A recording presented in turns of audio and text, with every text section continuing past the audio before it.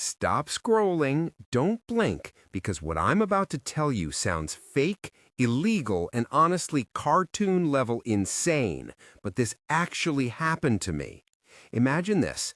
I'm standing on my own property, land I paid for, land I legally own, land my name is stamped on in black ink on official documents.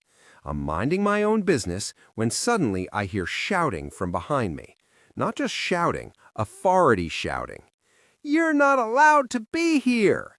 I turn around, confused, and there she is, HOA Karen, arms crossed, phone already in hand, that look on her face like she just caught the biggest criminal of her life. She tells me, no, she orders me to leave immediately.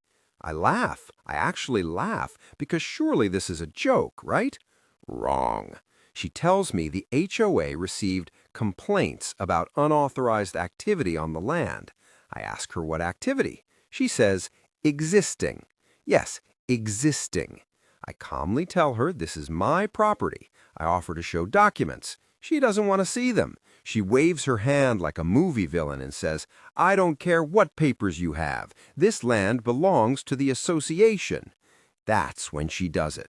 She dials 911 right in front of me, and she says, loud enough for me to hear, "There's a trespasser refusing to leave HOA-controlled land."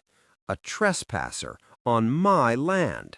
At this point, neighbors are watching, phones are out, curtains are moving. This is turning into a public spectacle, and HOA Karen is loving every second of it. I don't argue, I don't raise my voice, I just smile, because I know something she doesn't. A few minutes later, police sirens. 2 officers arrive. Karen immediately goes into full performance mode, dramatic hand gestures, raised voice, pointing at me like I'm the villain in a crime documentary. She tells them I'm illegally occupying HOA property and refusing to comply.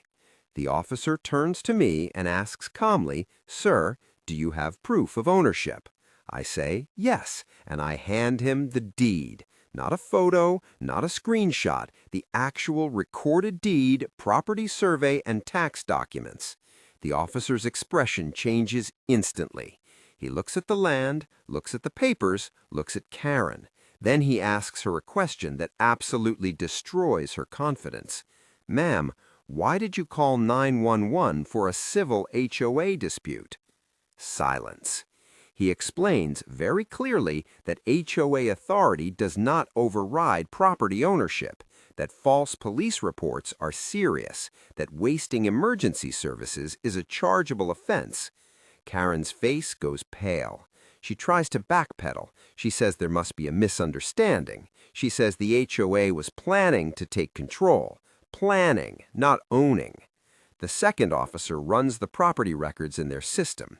Guess whose name comes up? Mine. At this point, the tone changes completely. The officers apologize to me for the inconvenience. Then they turn back to Karen. They warn her, officially, on record, for false reporting. They tell her if she does this again, there will be consequences, fines, charges, court. And here's the best part. One officer tells her, right in front of everyone, that she is no longer permitted to harass me or step onto my property again. The neighbors are silent. Karen doesn't say another word. She just turns around and walks away. But the story doesn't end there. A week later, the HOA sends me a letter. Not a violation, not a fine, an apology, signed. Apparently, that 911 call triggered a legal review. Turns out they'd been overstepping boundaries for years. Mine was just the first case that blew up publicly. Karen, removed from her position. HOA, forced to revise their rules. And me? I put up a sign on my property that says, "Private land. Police called once, won." So if you ever think an HOA has unlimited power, remember this. They don't. And sometimes the most expensive mistake they can make is dialing the wrong number.